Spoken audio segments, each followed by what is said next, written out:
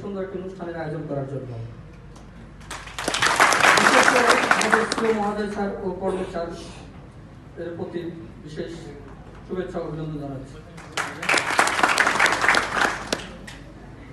আমরা প্রথম যেদিন শুনেছিলাম যে আমাদের জন্য একটা অনুষ্ঠানের আয়োজন করা হচ্ছে, সেদিন থেকে আমাদের মাঝে একটি আনন্দের উল্লাস বইছে। যেমন ঈদে চাঁদ ওঠার মতো, ঈদে চাঁদ উঠলে যেমন আনন্দের হওয়া হয়, আমাদের মাঝে সেরকম একটা আনন্দের হওয়া হয়েছে। সেই হিসাবে আমরা সামান্য কয়েকদিন রিহার্সেল করছি একটু ছোট্ট একটি সাংস্কৃতিক অনুষ্ঠানের জন্য। আমরা দেখেছি যে আমাদের শিল্পী অনেক সুন্দর সুন্দর এবং ভালো ভালো শিল্পী আমাদের আছে। শুধু শিল্পী না, আমাদের আরো অনেক প্রতিভাবান ছেলে আছে। এমনও প্রতিভাবান আছে, যদি বাংলাদেশে 10 জনের লিস্ট করা হয়, সেখানে সেই প্রতিভাবান ছেলের নাম আসবে। আমি আর কথা বাড়াচ্ছি না, আমরা মূল অনুষ্ঠানে চলে যাচ্ছি। আজকের অনুষ্ঠানটি পরিচালনা করবেন এবং উপস্থাপনা করবেন আমাদের 2 জন সহকর্মী। আমি তাদেরকে মঞ্চে আসার জন্য আহ্বান করছি। Thank you sir.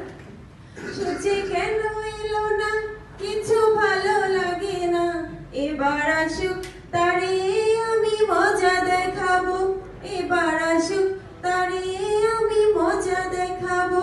তুমি কেন বোঝো না আমার অফিস আছে না, তুমি যখন তখন ডাকলে কিন্তু আসতে পারবো না, যখন তখন ডাকলে কিন্তু আসতে পারবো না।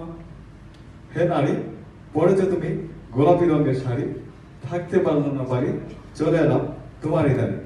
আজ এই মঞ্চে তোমার আমি কি উপস্থাপনা করতে পারি? পড়েছো পাঞ্জাবি, করতেছো ধান্দামি, এভাবে বললে আমি কি অনুমতি না দিয়ে থাকিতে পারি? এসব কথা বাদ রাখি, চলো মূল অনুষ্ঠানটি শুরু করি। প্রিয় শ্রোতা, শুরু হতে যাচ্ছে স্কয়ার হসপিটাল কর্তৃপক্ষ কর্তৃক আয়োজিত আজকের মনোমুগ্ধকর সাংস্কৃতিক অনুষ্ঠান। আজকের অনুষ্ঠানে আপনাদের সাথে পুরো অনুষ্ঠান জুড়ে আছি আমি মোহাম্মদ মাসুম বিল্লাহ এবং সাথে আছি আমি মিস রুকাইয়া। প্রিয় শ্রোতা, শুরুতে আমরা গানের মোহনায় কিছু হারিয়ে যাই। বাংলাদেশের সোনার ছেলে ভাষা শহীদের দল জীবন দিয়ে এনে দিল বাংলা ভাষার ফল।